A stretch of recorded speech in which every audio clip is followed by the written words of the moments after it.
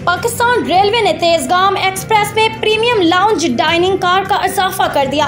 Chief executive officer Pakistan railways Aamir Ali Baloch ने Lahore railway station पर नई डाइनिंग कार का इफ्तिताह किया, जो 20 मई से तेजगाम एक्सप्रेस में लगाई जाएगी। नई डाइनिंग कार में बैठने की जगह को मुसाफिरों की डिमांड पर मजीद कुशादा किया गया है। प्रीमियम लाउंज डाइनिंग कार में एक वक्त में 35 मुसाफिर खाना खा सकेंगे। कार में 40 से ज्यादा खाने मौजूद होंगे।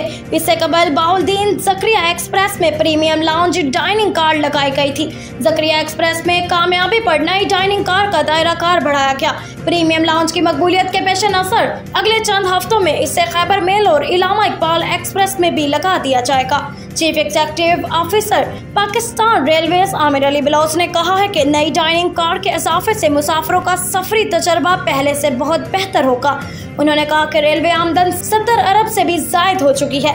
उन्होंने कहा कि रिकॉर्ड रेलवे आमदन के समरात सहूलियात में बेहतरी की सूरत मुसाफिरों तक पहुँचाएंगे।